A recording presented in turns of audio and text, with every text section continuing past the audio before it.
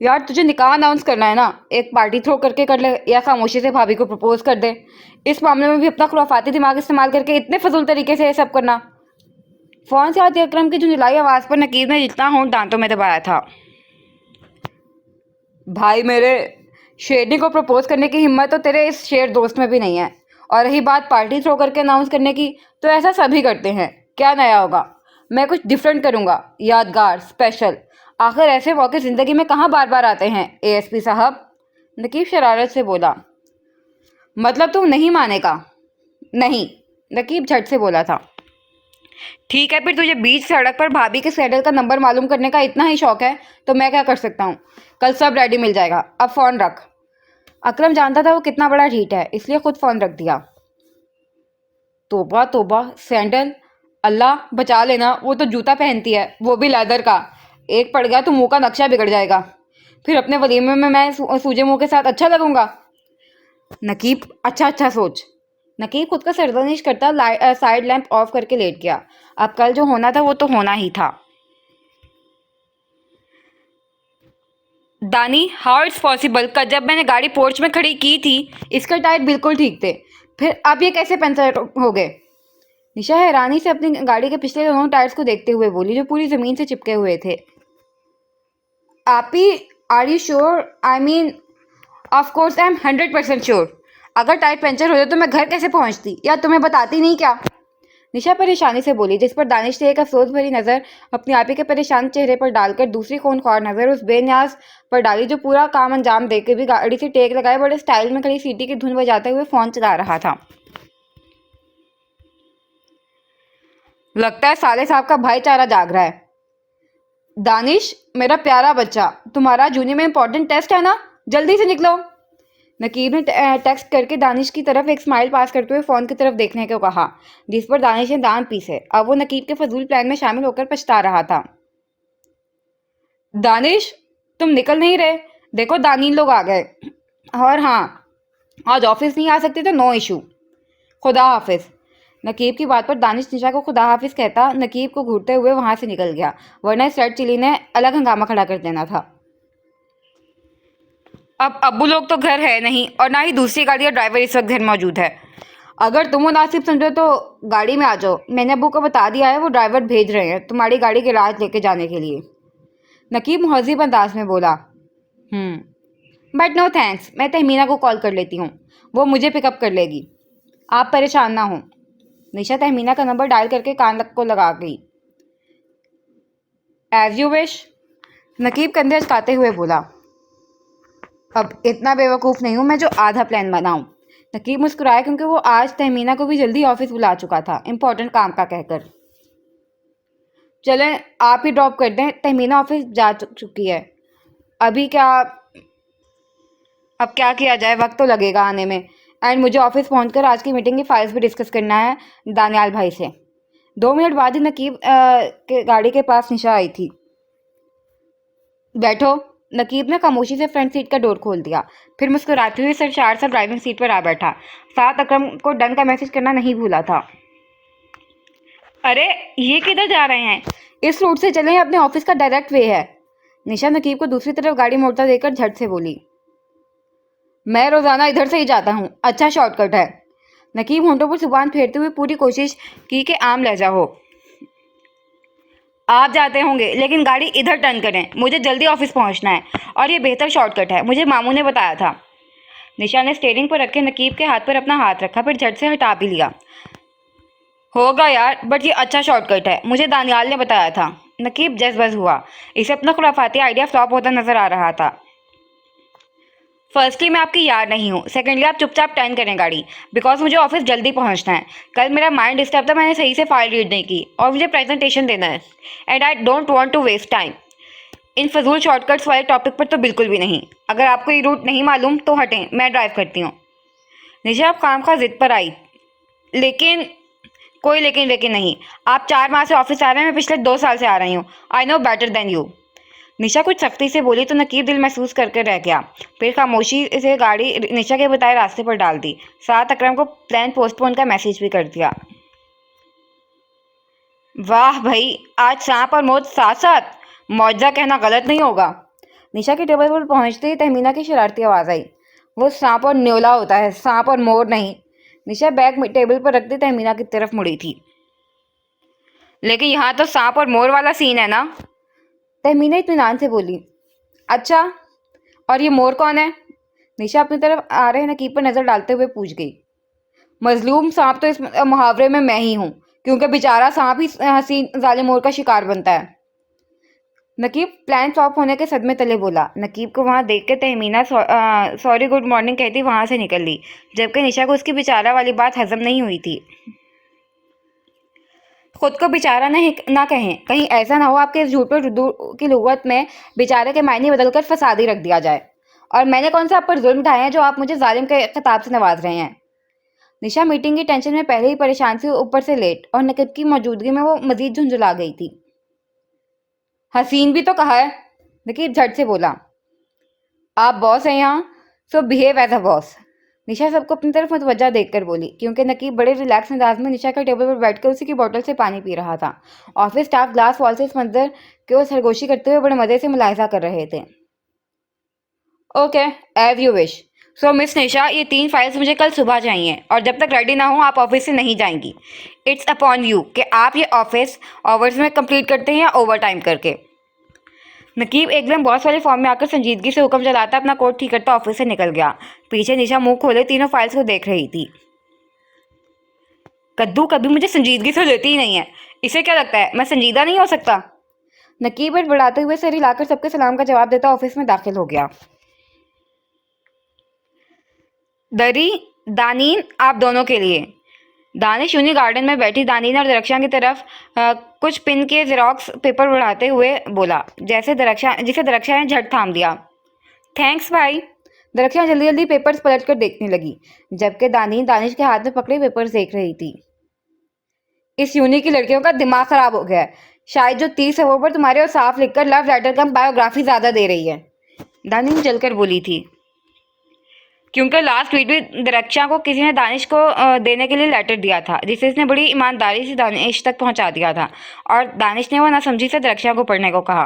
फिर जो मोहब्बत की दास्तान दानिश की आंख से शुरू हुई तो फिर जूतों पर ख़त्म हुई। इस बीच दानिश तो खामोश था, लेकिन दानीन ने उस लड़की को अच्छी खासी सुनाई थी। मिस दानीन, जो चीज़ इंसान के पास कम होना उसे कम ही इंतकाल करना चाहिए, वरना पूरी तरह ख़त्म होने के इम्तिहान होते हैं। दानिश नोट्स उसके आगे खोलकर लफ्ज़ चबा चबा कर बोला। जो ज़ुबान इंसान को ना आए ना उसकी माँ बहन नहीं करनी चाहिए, एंड मुझे इसकी ज़रूरत नहीं। दानिश उसके तंज पर जलकर बोली। सोच लें, दोबारा छोड़ को मैं माफ़ नहीं करूँगा, और ना ही पढ़ाने का इरादा है। दानिश शरारती हुआ। तुम दानिश, ये दानीन को नहीं चाहिए तो आप मुझे दे दें। एक्चुअली मुझे आपके नोट्स चाहिए थे। इनफैक्ट मैं अभी लेने ही आई थी आपके पास नोट्स को कॉपी कराने। न जाने कहाँ से अस्मा चहकते हुए वहाँ एंट्री मारी, साथ टेस्ट कर पेपर लेकर देखने लगी। ये मेरे नोट्स हैं, मैं अपनी लिखी मौत तुम्हें ना दूँ, तुम नोट्स की बात कर रही हो? दानीन झपटने के अंदाज में नोट्स लेते हुए बोली।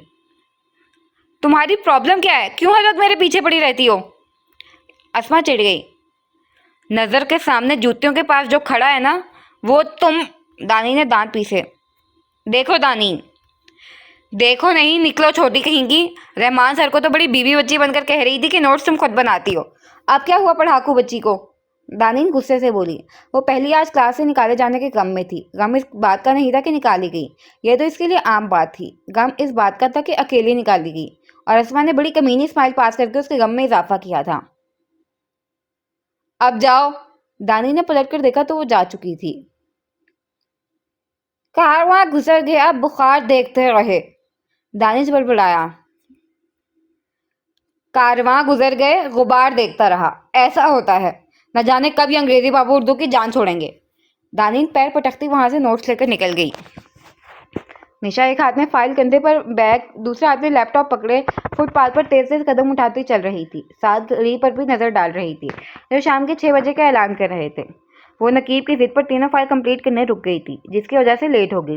लेकिन जब उसे याद आया कि उसके पास गाड़ी नहीं है, फ़ोन की बैटरी भी डेड हो चुकी, तब अफरा तफरी में ऑफिस से निकली। अब इसे पछतावा हो रहा था कि इसने नकीब के आम से बात को चैलेंज के तौर पर लेकर कितनी बड़ी बेवकूफ़ी की है, क्योंकि ऑफिस का एरिया था तो 5 बजे के बाद बिल्कुल सुनसान हो जाता था। ऊपर से फ़ोन भी डेड था, इसलिए वो जल्द अज जल्द मेन रोड तक पहुंचना चाहती थी।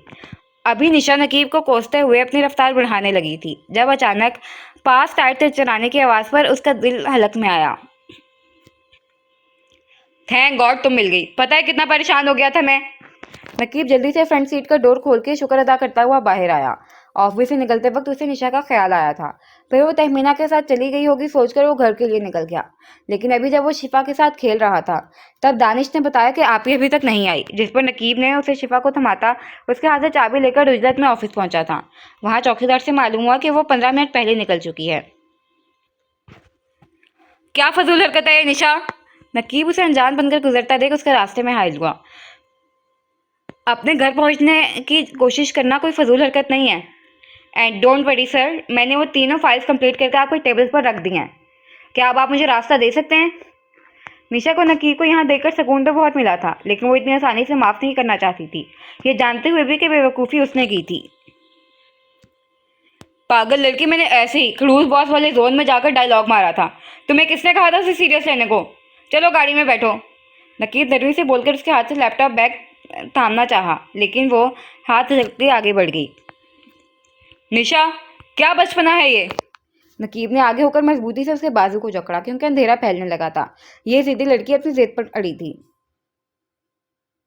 क्यों मियाँ, सुनसान सड़क पर अकेली बेचारी लड़की को देखकर छेड़ रहे हो। अकब से आई भारी आवाज पर निशा और नकीब दोनों मुतवज्जे हुए।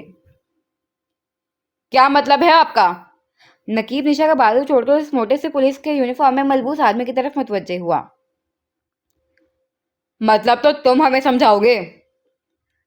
ऑफिसर, मैं कहाँ से आपको इस टाइप का लगता हूँ। नकीब का दिमाग जो पहले ही से घुमा हुआ था उस पुलिस वाले की एंट्री और बेतु की बात पर कुछ और घुमा। सर से पैर तक। पुलिस वाले ने नकीब को ऊपर से नीचे तक तनकीदी जायजा लेते हुए कहा, जिस पर नकीब ने एक नज़र खुद को देखा, जो इस वक्त स्लीवलेस ब्लू कलर की टी शर्ट में कैमल कलर के ट्राउजर में बिखरे बालों के साथ बिल्कुल आम हुलिये में मौजूद था। देखें ऑफिसर, आप गलत समझ रहे हैं, ये मेरी कज़न है। नकीब तहामुल से बोला। ये नहीं मियाँ, वो। ऑफिसर ने हाथ से दूसरी तरफ इशारा किया। निशा उनसे कुछ दूर निकल गई थी। It's too much. नकीब दांत पीसता हुआ निशा तक पहुंचा। निशा, क्या तमाशा है, चलो चलकर गाड़ी में बैठो। वो ऑफिसर पता नहीं क्या समझकर अजीब अजीब सवाल कर रहा है। नकीब धीमी आवाज में उसका बाजू पकड़ के गुर्राया था। सवाल मुझसे तो नहीं कर रहा, आपसे कर रहा है, आप जवाब दें। मैं तो चली। यकीन करें, घर जाकर किसी को नहीं बताऊंगी कि आपका इंटेरोगेशन चल रहा है। निशा ने नकीब की हालत का मजा लेते हुए अपनी मुस्कुराहट रोक की और बोली, तुम चाहती हो कि मैं जवाब दूं? कोई बात नहीं। वैसे भी जब खुदा खुद मौके दो तो बंदे को ना शुक्री करके उसे गंवाना नहीं चाहिए। सुबह ना सही, अब से ही। एसपी अकरम के हाथों ने सही, इस ऑफिसर के हाथों से सही, और मेरे प्लान के मुताबिक न सही, इसके प्लान के मुताबिक सही। नकीब निशा को माने खेजी से देखता अपने पास खड़े ऑफिसर की तरफ मुड़ा। वो ऑफिसर, एक्चुअली मैं गलत था। ये मेरी कज़न नहीं बल्कि बीवी है। हमारी एक बेटी भी है, वो रो रही होगी अपने मम्मा पापा के बगैर। हम चलें। नकीब ने बड़े आराम से धमाका किया था। क्या बकवास है ये। निशा ने गुस्से से उसे घूरा। बकवास तो नहीं है डार्लिंग। नकीब का इत्मीनान बरकरार था, लेकिन निशा का शरारती मूड अब बदल चुका था। देखें ऑफिसर, ये मेरे कज़न ही है, मामू के बेटे, और हम सच में घर के लिए लेट हो रहे हैं। निशा बोलकर गाड़ी की तरफ बढ़ी। रुको बीवी, क्या तमाशा है ये। पहले कहते हैं कज़न है, फिर कहते हैं बीवी, फिर कहते हैं एक बच्ची भी है। आखिर असल में है क्या। बेफिक्र रहें, प्यार मोहब्बत करना जुर्म नहीं है हमारे मुल्क में, बस ज़बरदस्ती करना कानून के खिलाफ है। ऑफिसर एक आंख दबाकर बोला, जिस पर निशा ने खा जाने वाली नजरों से नकीब को देखा था। देखें ऑफिसर, ऐसा कुछ नहीं है, हम शादीशुदा हैं। आप कहें तो मैं आपको निकाहनामा दिखा सकता हूँ। नकीब ने धमाका करने का बेहतरीन मौका जाने नहीं देना चाहता था। क्या फजूलियत है ये। दिमाग खराब हो गया है आपका। क्या बकवास किए जा रहे हैं। कैसे निकाहनामा दिखाएंगे। हमने कोई जुर्म नहीं किया है, बस इन्हें गलत लगा, पूछ लिया। अगर चुप रहे तो मैं इन्हें इतनी सिंपल सी बात समझा सकती हूँ। निशा से फोन खोलता देखकर चबा कर बोली, जिस पर नकीब ने ध्यान दिए बगैर फोन इंस्पेक्टर के आगे कर दिया। आपका नाम नकीब बहरोज बेग है। जी।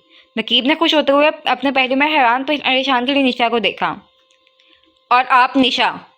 ऑफिसर के सवाल पर निशा ने इस बात पर सर हिलाया। उसका दिमाग काम करना बंद हो रहा था। ओके, जाएं। ऑफिसर बड़े आराम से फोन नकीब की तरफ बढ़ाता अपने मोटरसाइकिल की तरफ बढ़ गया। निशा ने झपटने के अंदाज में नकीब के हाथ से फोन छीना और स्क्रीन पर नजर पड़ती ही उसके हाथ से फाइल छूटकर गिरी थी। उसने बेयकीनी से नकीब को देखा जो नीचे से गिरी फाइल उठा रहा था। उसके बाद उसे होश ही नहीं था कि क्या हुआ। उसे तो सब कुछ घूमता हुआ महसूस हो रहा था। नकीब के फॉर्म में मौजूद निकाहनामा काफी पुराना था, लेकिन उस पर सब वाजे था। बहरोज, मेरा दिल बहुत घबरा रहा है। पता नहीं निशा का क्या रद्द-ए-अमल होगा। अल्लाह जाने कितना हंगामा डालना है उसने। जब से नकीब ने फ़ोन करके उन्हें सारी बात के साथ निशा की बेहोशी का बताया था, उनका और साइमा बेगम का यही हाल था। परेशान तो खैर बहरोज साहब और शहरोज साहब भी थे, जबकि अम्मा जान बड़े इत्मीनान का मुजाहरा करते हुए सोफे पर बैठी मगरिब की नमाज के बाद वाली तस्बीहात में लगी थीं।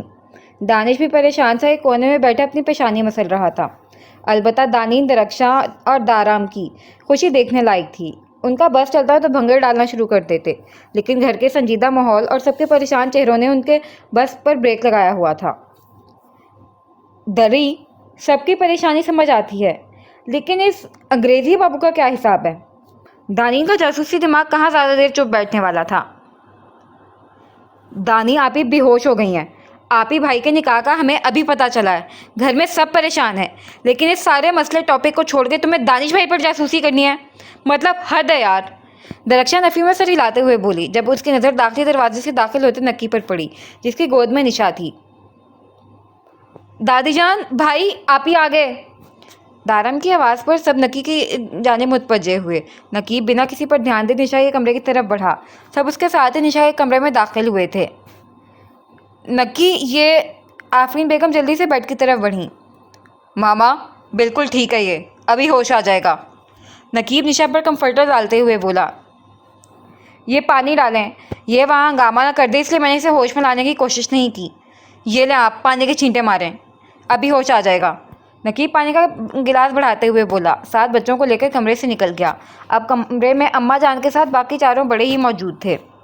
आफरीन बेगम ने कांपते हाथों से हथेली में पानी लेकर निशा के चेहरे पर 1 से 2 बार छींटे मारे थे और नकीब के कहे के मुताबिक वो फ़ौरन होश में आ गई थी।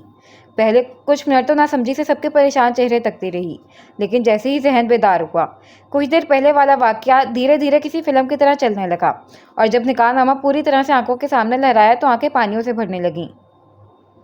निशा, मेरा बच्चा, नहीं। आफरीन बेगम ने उसके पास होकर उसे सहारा देना चाहा, जबकि वो उनकी बात पूरी होने से पहले ही धाड़े मारकर रोना शुरू कर चुकी थी। निशा, मेरा बच्चा, रोते नहीं, यहाँ मामू जान के पास आए। कुछ देर उसे रोने देने के बाद बहरोज साहब ने उसे अपने साथ लगाते हुए उसके आंसू साफ करके पानी पिलाया। जब उन्हें एहसास हुआ कि निशा अब बिल्कुल चुप हो चुकी है, तब खामोश तमाशाई बनी अम्मा जान को लब कुशाई करने का इशारा किया। अम्मा जान ने उसे एक नज़र देखा जो बेतासुर चेहरे के साथ दीवार को देख रही थी। खामोश आंसू गालों पर रवा दवा थे। निशा, मेरी तरफ देखो। अम्मा जान काफ़ी देर उसके बिल्कुल खामोश पाट चेहरे को देखने के बाद उसके पास बैठते हुए बोली, लेकिन निशा ने दरमियान में ही उनकी बात काट दी। देख तो मैं चुकी हूँ अम्मा जान, अब बस सुनना है कि जो मैंने देखा वो सच था या मेरी नज़रों का धोखा। अगर सच था तो मेरे साथ ऐसा क्यों किया गया? निशा गाल पर फिसल रहे आंसुओं को हथेली की पलट से साफ करते हुए एक ही सांस में शिकस्ता सी आवाज़ में बोली, क्योंकि सच वो अपनी आंखों से देख चुकी थी। वो सच था। अम्मा जान ने बिना एक पल की ताखीर के जवाब दिया, जिस पर निशा जख्मी नज़रों से सबको देखे गई। इसकी आखिरी उम्मीद भी टूट गई थी, लेकिन ऐसा करने के वजूहात थे। जी, जानती हूँ क्या वजूहात रही होंगी। आखिर हूँ तो मैं शहनाज की बेटी ही ना, रगों में तो शहनाज का ही खून दौड़ता है। सोचा होगा आगे चल कर कहीं उनके नक्शे कदम पर ना चल पड़ूं, इसलिए बचपन में ही निकाह की बेड़ी डाल दी है ना। निशा अम्मा जान के कुछ बोलने से पहले ही चिल्ला उठी थी। निशा, हर बात में मनफी सोच आप पर फ़र्ज नहीं है, और ना हमने तुम्हारी तरबियत ऐसे की है कि आप बड़ों की बात काटें। अम्मा जान ने कड़कदार आवाज़ में निशा को इसके लहजे का एहसास दिलाया। तरबियत से क्या होता है अम्मा जान? निशा रही तो एक भागी हुई औरत की बेटी ना, जिस पर आप लोग एतबार नहीं कर सके। निशा अपनी हालत पर खुद ही हंसी, जिस पर सबने दुख से उसे देखा जो बार बार आंखें रगड़ कर लाल कर चुकी थी। शहनाज की बेटी पर भरोसा कैसे कर सकते थे आप लोग, जिसकी माँ ने बेग खानदान की इज्जत मिट्टी में मिला दी। भला वो लड़की एतबार के काबिल कैसे हो सकती थी। इसीलिए आप लोगों ने बचपन में ही अपनी इज्जत की हिफाजत उसके निकाह की सूरत में कर ली, ताकि कल मैं भी अपनी ख्वाहिशात की तकमील के लिए इस घर की इज्जत को कदमों तले रोंद कर निशा। अभी निशा की बात दरमियान में ही थी जब अम्मा जान का हाथ हवा में बुलंद हुआ, लेकिन जब से उन्होंने ऊपर ही कहीं रोक लिया था। निशा, आप हमारी तरबियत को गाली दे रही हो। बहुत तकलीफ पहुंचाई है आपने हमें आज। क्या ये दिन देखने के लिए हमने अपनी जवान बेटी का दुख सीने में दबाया आपको अपने सीने में छुपाया था? क्या ये सब सुनने के लिए अपनी बेटी के जनाजे उठने से पहले आपको अपनी ममता भरी आगोश में समेटा था?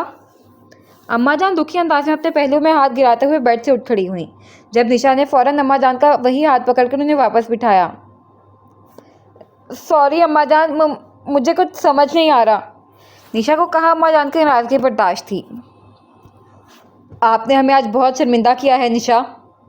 अम्मा जान अपना हाथ वापस खींचती उठ खड़ी हुई। जब निशा ने दोबारा उनका हाथ थामना चाहा तो वो सूरज से अपना हाथ पीछे खींच चुकी थी, जिस पर निशा तड़प कर अपनी जगह से खड़ी होते हुए छोटे बच्चों की तरह अम्मा जान के कदमों में बैठ गई। अम्मा जान, आई एम सॉरी, मुझे वो सब नहीं कहना चाहिए था। अम्मा जान माफ़ कर दें, मैं अपने लफ्ज़ों पर शर्मिंदा हूँ।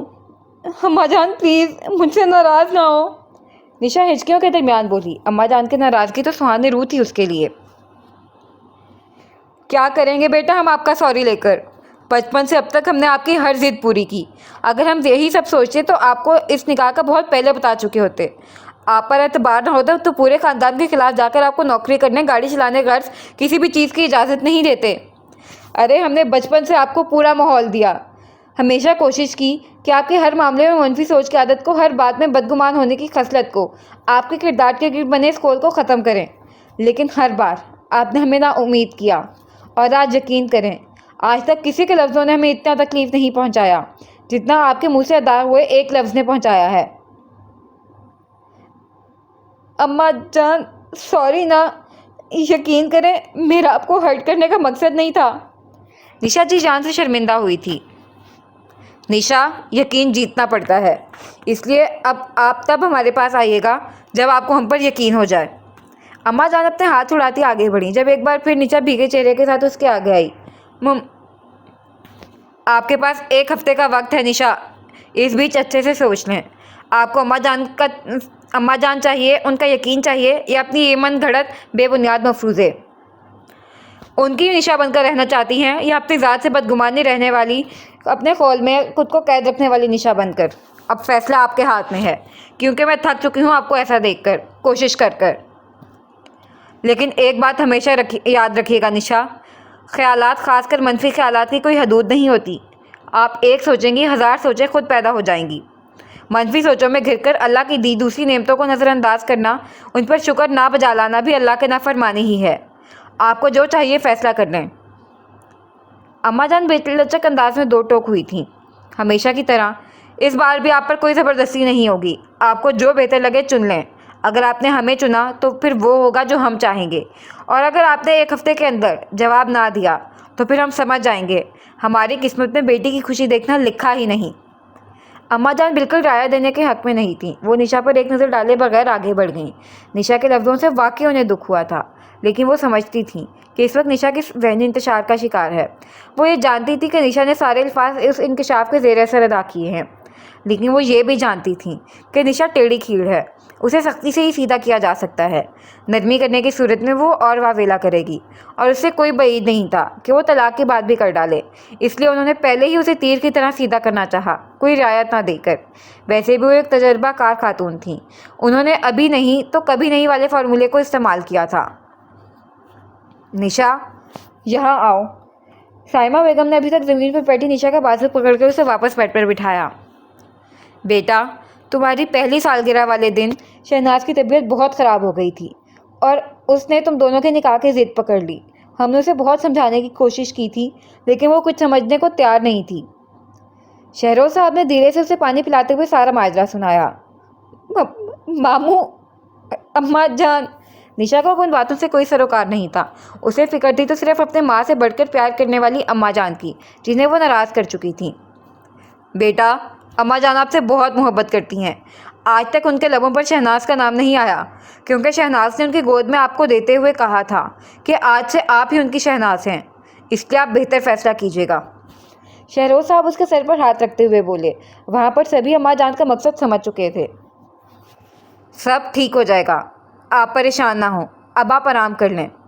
शिफा बाहर बच्चों के पास है।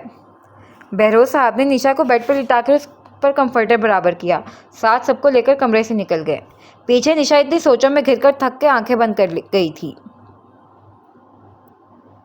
आप सब यहाँ क्या कर रहे हैं? अम्मा जान की कड़क आवाज़ पर खिड़की में कान लगाए खड़े सारे चौंक कर सीधे हुए, फिर बिना अम्मा जान पर एक नज़र डाले सारे गधे के सर से सींग की तरह वहाँ से गायब हुए थे। अम्मा जान, नकीब जो बड़े अंदाज में सबके भागने के बाद वहाँ खड़ा शायद मैं बड़ा हो गया हूँ शो कर रहा था, अम्मा जान के कान पकड़ने पर बिलबिला उठा। ये सब आपने जानकर किया ना? अम्मा जान कान छोड़े बगैर बोली। नहीं तो उसके नहीं सुनते ही अम्मा जान की पकड़ कान पर सख्त हुई, जिस पर नकीब ने दुहाई दी।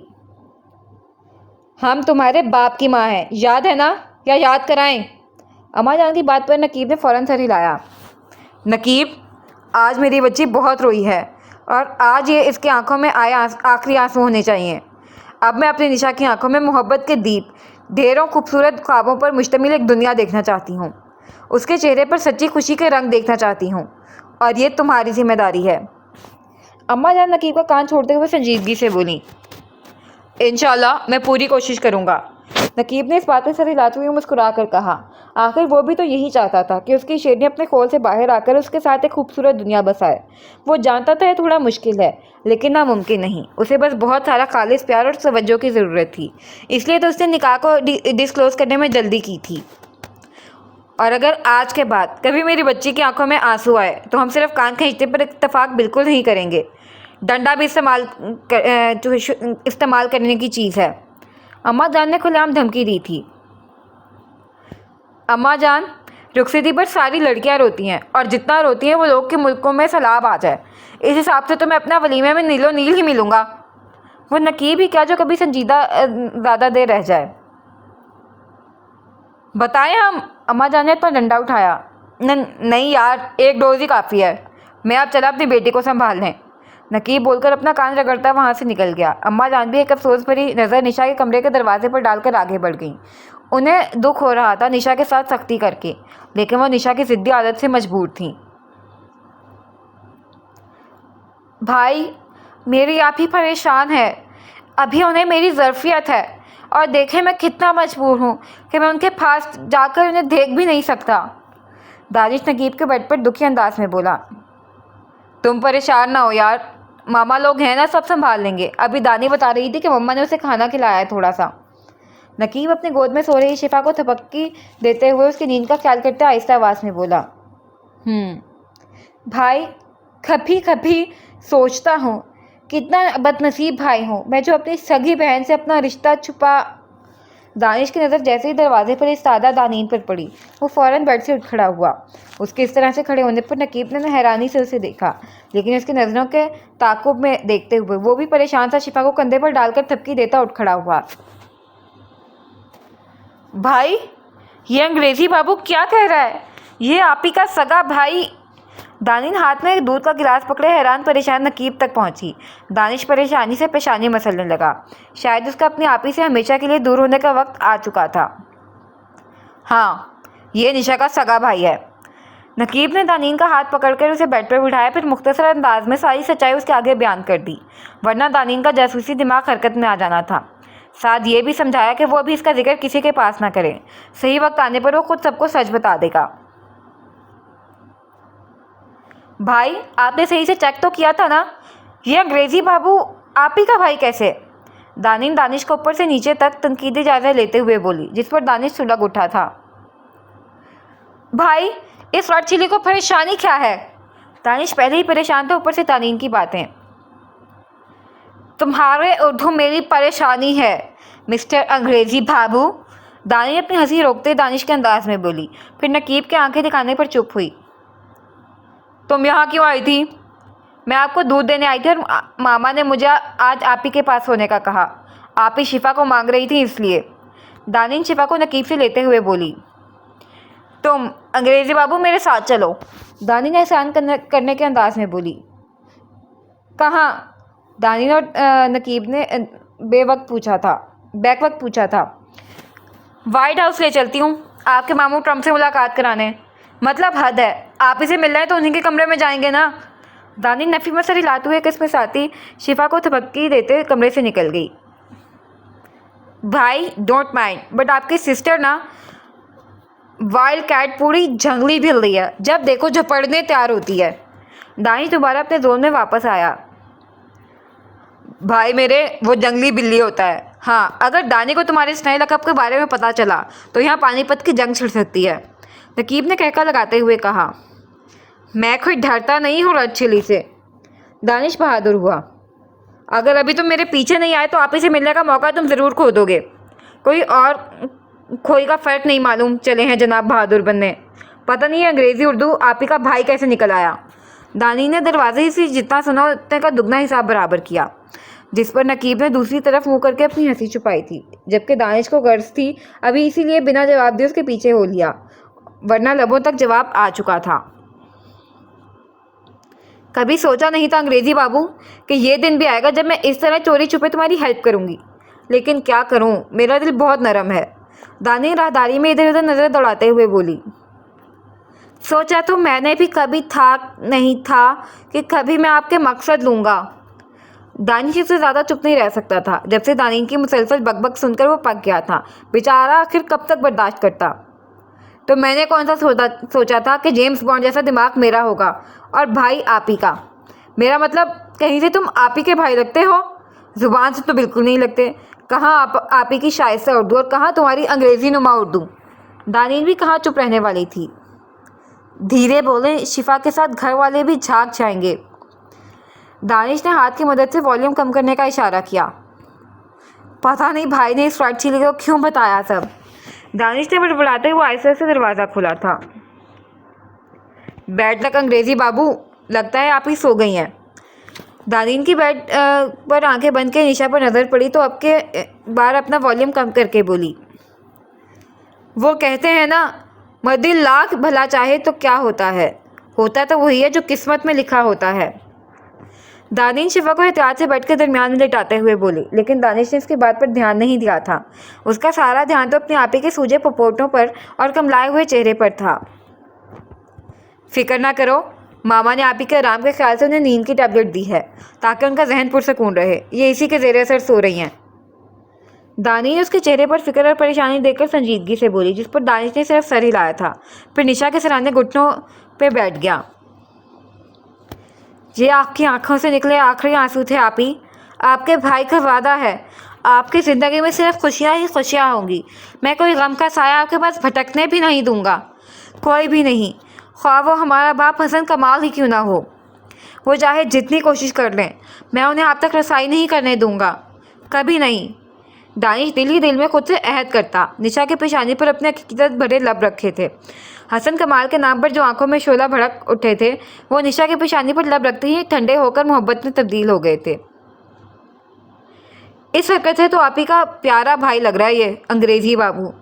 दानिश से निशा को मोहब्बत से देखकर सोचने लगी। फिर कुछ याद आने पर बोली, मेरे साथ आओ। दानिश शिफा पर कंफर्टर लाकर आहिस्ता आवाज़ में दानिश को साथ आने का इशारा कर गई। अब कहाँ? दानिश ने हैरानी से दरवाजे की तरफ बढ़ते देखकर पूछा। बुर्ज खलीफा ले चलती हूँ, उसके हाई बैग पर बैठकर तुम डिनर करना, ठीक है? दानिश पलटकर सीने पर दोनों बाजू बांधते हुए बोली, जैसे वो सच में ऐसा इरादा रखती हो। तुम नॉर्मल सवाल का नॉर्मल जवाब नहीं दे सकती? दानिश उसके साइड से निकलते हुए झुंझला के पूछ गया। तो तुम भी बिना सवाल के बात नहीं मान सकते? मैं तुम्हें कोई मरीज पर ले जाने का इरादा नहीं रखती।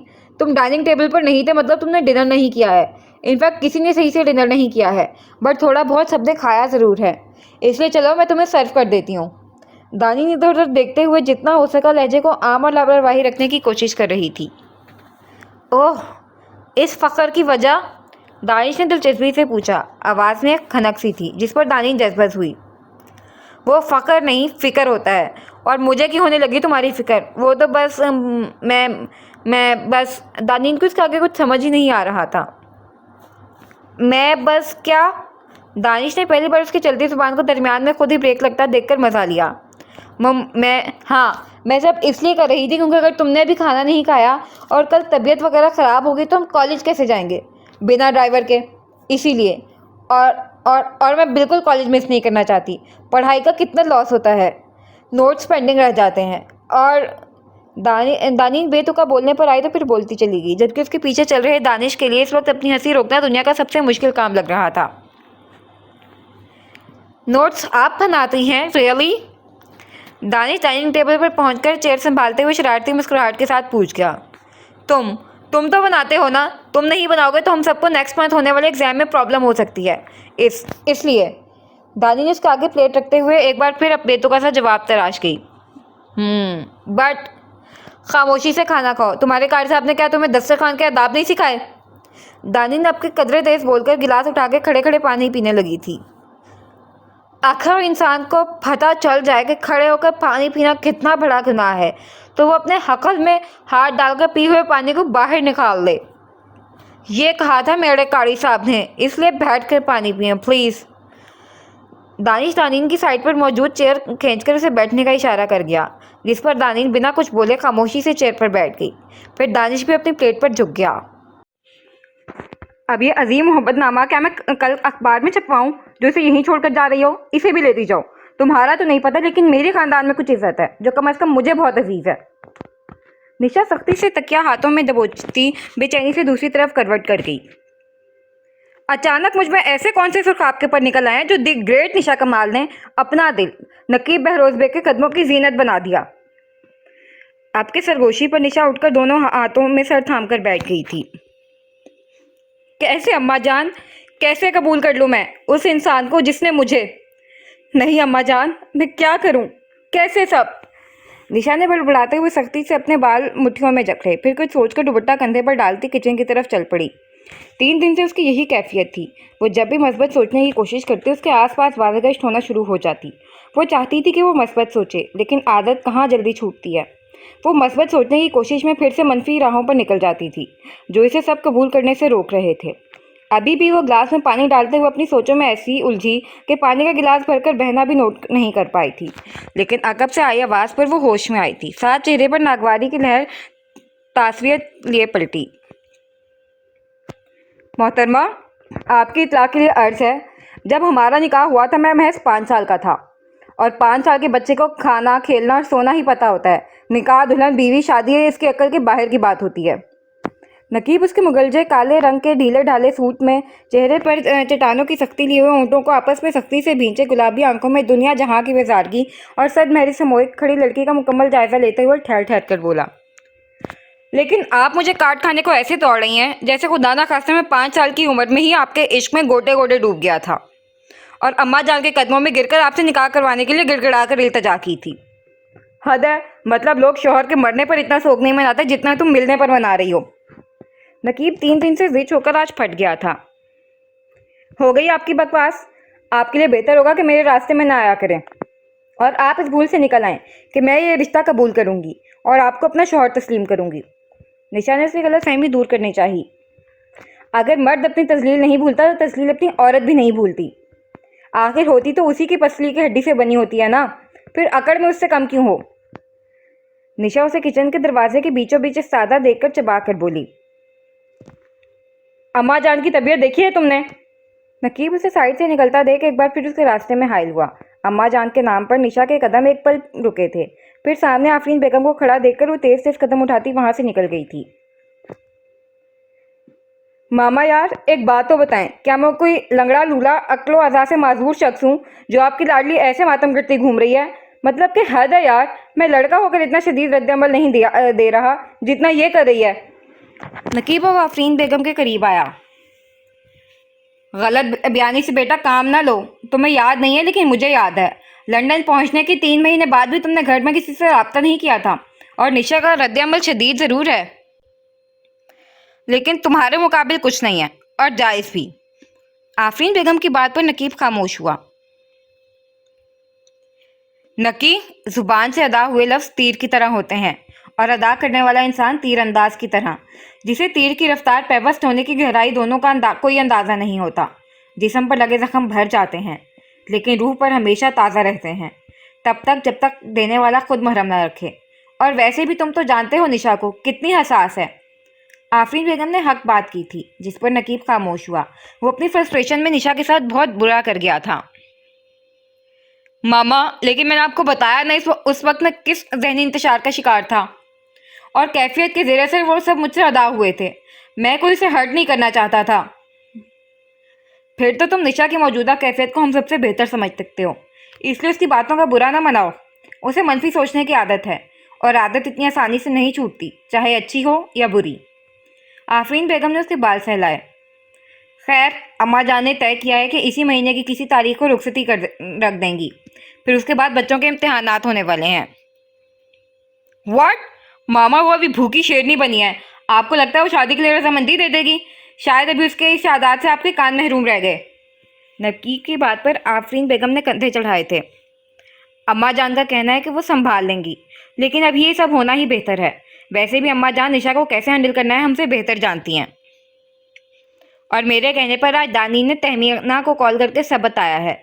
वो कल घर आ रही है, वो समझाएगी, इंशाल्लाह अब सब ठीक हो जाएगा। अब तुम जाके आराम करो।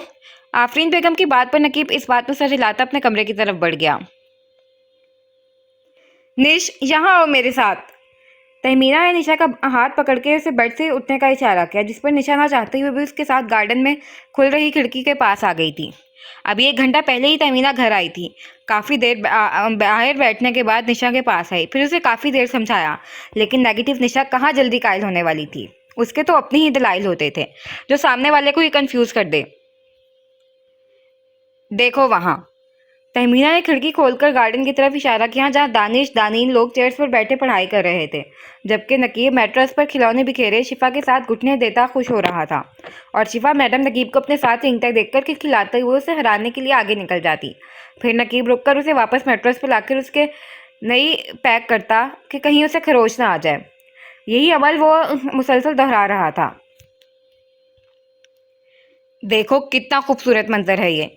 निशा, दुनिया की हर बेटी बाप के ज़्यादा करीब होती है। नकी भाई की शिफा के लिए मोहब्बत देखकर तुम ही फैसला कर सकती हो कि ये तुम्हारे और शिफा के लिए बेहतर नहीं बेहतरीन है। तहमीना की बात पर निशा खामोश रही, अलबत्ता नजरें अभी भी उस खूबसूरत मंजर और शिफा के खिलखिलाते चेहरे पर थीं। वैसे भी क्या कमी है नकी भाई में? हैंडसम है, वेल एजुकेटेड हैं, अब्रॉड से हायर स्टडी कंप्लीट करके आए हैं, अपना बिजनेस है, दूसरे लड़कों की तरह अपने बाबा की कुर्सी नहीं संभाली है। और सबसे अहम जो 2 खसूसियात हैं वो ये है कि वो शिफा से मोहब्बत करते हैं, उसे एक बाप का प्यार दे सकते हैं। एंड मोस्ट इम्पॉर्टेंटली, शिफा की मामा मेरी झल्ली बेवकूफ़ और नेगेटिव थिंकिंग की दुनिया की बेताज मलका निशा कमाल से मोहब्बत भी करते हैं। अब एक लड़की अपने शौहर में इससे ज़्यादा क्या चाहेगी? हाँ, बोलो बोलो। तहमीना ने उसे गुदगुदाया था। बकवास ना करो, ऐसा कुछ फजूल नहीं है। निशा तहमीना की बात पर खामखाही पजल होकर लाल हो रहे चेहरे को छुपाने कबर्ड की तरफ बढ़ गई। तुम ब्लश कर रही हो? तहमीना कहाँ उसे बख्शने वालों में से थी। जी नहीं, कोई ब्लश व्लश नहीं कर रही, और तुम फजूल गोई से परहेज करो। निशा कबर्ड से कपड़े लेकर ज़बरदस्ती अपने लहजे में सख्ती से मोड़ने की कोशिश करने लगी। फिर तहमीना की शरारती नजरें हनूस खुद पर टिकी देखकर बाथरूम में बंद हो गई। बता दो यार, मैं किसी को कुछ नहीं बता रही, ये बेस्टी सीक्रेट रहेगा। तहमीना ने दरवाज़ा नॉक करते हुए हाँक लगाई, जिस पर निशा वहीं दरवाजे से टेक लगाकर नीचे बैठ गई। तहमीना ने एक नई सोच उसके जहन में डाल दी थी। नकीब बहरोज बेग मुझसे क्यों मोहब्बत करने लगा? निशा के जहन में अब ये एक ही बात गर्दिश कर रही थी। क्या सोचा फिर तुमने निशा? शायद आज तुम्हें अम्मा जान को जवाब देना है ना? फ़ोन से आई तहमीना की आवाज़ पर निशा बिल्कुल खामोश हो गई थी। हेलो, सुन रही हो? 2 से 3 मिनट इंतज़ार के बाद तहमीना ने दोबारा आवाज़ लगाई। निशा बेड से उठकर गार्डन में खुल रही खिड़की के पास चली गई। क्या सोचा है फिर, वो बताओ। तहमीना सुनकर झुंझलाई थी। क्या सोचना यार, पहला मसला ही मेरी समझ में नहीं आ रहा, उसी के नतीजे पर पहुंचकर कोई फैसला लेना मुश्किल हो रहा है कि तुमने आकर एक और पहेली डाल दी, और पिछले 3 दिन से मेरे दिमाग में तुम्हारी वो फजूल सी बकवास घूम रही है। और नेस्टली बोलूँ तो मुझे तुम कन्फ्यूज़न दूर करने आई थी, लेकिन डबल कन्फ्यूज़ करके चली गई। निशा ने अब असल परेशानी बयान की। मैंने कोई फजूल बकवास नहीं की, बस आईना दिखाया था सच का। तहमीना लापरवाही से बोली। मैडम, उसे आईना दिखाना नहीं बल्कि अपने दिमाग का फतूर को दूसरों के दिमाग में मुंतकिल करना कहते हैं। सारे दिमाग का दही हो गया है। पता है तुम्हें, आज मैं इस कदर उलझी हूँ, मेरा दिमाग इस कदर बौखलाहट का शिकार है कि मैंने सुबह अपने ब्लैक कॉफ़ी में मिल्क और शुगर ऐड कर दिया। तब से मेरे मुंह के साथ मूड भी खराब हुआ पड़ा है। मुझे ये समझ नहीं आ रहा तुम मेरी दोस्त हो या कि दुश्मन। निशा तो जैसे फट पड़ी थी। 3 दिन से वो कुछ ज़्यादा ही उलझ गई थी। हाँ, सुपर। कैसा लगा फिर मिल्की कॉफ़ी का टेस्ट? तहमीना ने कहका लगाया। बहुत बुरा, इतना बुरा जितना अभी तुम्हारे दांत लग रहे हैं। निशा स्क्रीन पर तहमीना के दांतों को देखकर दांत पीसते हुए बोली थी। मेरी काफ से करेले जैसी काफ से कड़वी मिजाज वाली दोस्त पर नकीब भाई के मीम से मीठी मोहब्बत का असर होने लगा है। तहमीना बाज नहीं आई थी। बकवास ना करो, और अगर एक बार फिर तुम्हारे मुंह से लफ्ज़ मोहब्बत निकला ना, मेरे असर का तो पता नहीं है, मैं तुम्हारा हशर ज़रूर बिगाड़ दूंगी। निशा ने अपनी असली संजीदा आवाज़ में धमकी दी थी तो स्क्रीन पर तहमीना दोनों के कान पकड़े नजर आई। अच्छा, आप सीरियस बताओ, क्या सोचा है? तहमीना सीरियस हुई। सोचना क्या है? निशा ने एक ठंडी सांस फिजा के सुपुर्द की। मैंने जब से होश संभाला है अपने करीब से करीब तर हस्तियों को देखा है। अम्मा जान, बड़े मामू जान, बड़ी मुमानी जान, ये 3 मेरी ज़िंदगी के वो लोग हैं जिन्होंने मेरी हर जायज़ ख्वाहिश पर बिना एक पल हिचकिचाए मुस्कुराकर हामी भरी थी, मेरी हर बात को अहमियत दी। ये लोग मेरी ज़िंदगी में बहुत अहमियत रखते हैं। मैं इनके लिए कुछ भी कर सकती हूँ। मेरी दुनिया में ऐसा कुछ नहीं है जो मेरी अम्मा जान के मुकाबिल खड़ा हो, और मुझे उनमें से किसी एक को चुनना हो। अम्मा जान मेरी ज़िंदगी में सबसे ऊपर हैं। निशा ने जैसे अपना फैसला सुनाया था। फिर तो फैसला हो गया ना, फिर परेशानी क्या है? तहमीना उसके उलझे चेहरे को देखकर हैरान हुई, क्योंकि उसके अल्फाज उसके फैसले को साफ बयान कर रहे थे। मेरा फैसला ही तो परेशानी है ना यार। अम्मा जान की बात मानने के मतलब अम्मा जान की खुशी को अहमियत देना। अम्मा जान की खुशी का मतलब नकीब बहरोज़ बेग से जुड़ा अपना रिश्ता और उसकी अपनी ज़िंदगी में हैसियत और अहमियत को कबूल करना, और मेरे लिए बहुत मुश्किल है। निशा परेशानी से अपनी पेशानी मसलते हुए बोली। यार, नकीब बहरोज़ बेग से मेरा बचपन से एक ही रिश्ता रहा है, दुश्मनी का। अब अचानक से उसे इस तरह, इस हैसियत से निशा जज्बस हुई थी। शौहर की हैसियत से मेरी जान। तहमीना ने टुकड़ा लगाया, जिस पर निशा ने फ़ौन ही में उसे ज़बरदस्त किस्म की घुरी से नवाजा था। यार, मेरा दिल करता है मेरे पास एक जादू की छड़ी हो, जिसे घुमाकर मैं इस फसाद की जड़ नकीब बहरोज़ बेग को ही गायब कर दूं। निशा नकीब का नाम दांतों के दरमियान अच्छे से चबा कर बोली। क्या कर सकते हैं, ख्वाहिशात ला हासिल हैं। तहमीना बुजुर्गाना अंदाज में बोली। वैसे खिड़की के पास खड़ी हो, एक नज़र गार्डन में अपने मजाजी खुदा, मेरा मतलब है शिफा और उसके पापा पर भी डाल दो। तहमीना ने बोलने के साथ खट से फ़ोन बंद किया, वरना निशा से कोई उम्मीद नहीं थी कि वो फ़ोन में ही स्लिपर का निशाना लगा ले। तहमीना तुम्हारी। निशा गुस्से से अपनी पेशानी मसलते हुए गैर जारी तौर पर खिड़की से बाहर नजर डाल गई, और तहमीना वाला गुस्सा वहां के मंजर को देखकर अपने हाई पैक पर पहुंचा, जहां गार्डन में शिफा पिंक कलर के वॉकर पे बैठी थी और नकीब उससे कुछ दूर घुटनों के बल जमीन पर बैठा हाथ की मदद से उसे अपने पास आने का इशारा कर रहा था, जिस पर शिफा मैडम खिलखिलाते हुए जैसे उसके करीब पहुंचती, नकीब मुस्कुराकर उसे फिर फासला पर चला जाता। शिफा फिर उसके करीब आती। ये देखने में बहुत खूबसूरत और अनोखा लग रहा था, लेकिन निशा का उलझा बिखरा दिमाग घुमा हुआ था, जिसमें तहमीना वाली बात घूम रही थी। फौरन जलाली मूड में आया और गुस्से से दरवाजे की तरफ बढ़ी, और 2 से 3 मिनट में वो शिफा तक पहुंच चुकी थी। कितनी बार कहा है मिस्टर नकीब बहरोज़ बेग, मेरी बेटी से अपनी मेहरबानी और अपने आप को दूर रखें। अल्लाह के करम से मेरी बेटी मोहब्बत के मामले में बहुत खुशनसीब है। निशा दांत पीसकर कहती शिफा को वॉकर से उठाकर जा चुकी थी। इसमें इतना खफा होने वाली कौन सी बात है? मैं तो सिर्फ वॉकर लेकर आया हूँ, और अगर तुम्हें याद हो तो मैं भी इसी घर का फर्द हूँ, और शिफा को प्यार करने, उसके लिए कुछ करने या लाने का हक मुझे भी हासिल है। कोई बाहर वाला नहीं हो जो तुम इतना बिगड़ रही हो। नकीब को उसके तेवर ज़रा अच्छे नहीं लगे थे। मुझे नहीं सरोकार कि आप इस घर के कौन हैं, मैं बस इतना चाहती हूँ कि आप मेरी बेटी या मेरे कुछ नहीं लगते। So it's a humble request, please keep distance from me and my daughter, mister Naqeeb Behroz Baig, please. Nisha please को खींच कर बोलती शिफा को लेकर लॉन से निकल गई थी। पीछे नकीब गर्दन मोड़कर उसकी पश देखता रह गया। वक्त के साथ सब ठीक हो जाएगा, तुम परेशान ना हो। जो तुम करके गए थे उसके बाद ये सब होना ही था। आखिर हर अमल का रद्द-ए-अमल होता है, और वैसे भी आज निशा काफ़ी उलझी हुई है, इसलिए तुम उससे बच के ही रहो। आफरीन बेगम जो कुछ दूर पर खड़ी उनकी बातें सुन रही थी, नकीब के पास आते हुए बोली। मामा, न जाने वो कौन से खुशनसीब शौहर होते हैं जिनकी बीवियां उन्हें सुने, जी सुनते हो सरताज मजाजी खुदा, ये साहब वो साहब कह के बुलाती हैं। एक मेरी मनकूहा है जो इतने धड़ल्ले से मुझे नकीब बहरोज बे कह कर मुखातिब करती हैं, जैसे बचपन में उनकी गोद में खिलाऊं मैं। नकीब मुंह के कई डिज़ाइन बनाता हुआ बोला तो आफरीन बेगम का मन किया अपना सर पीट लें।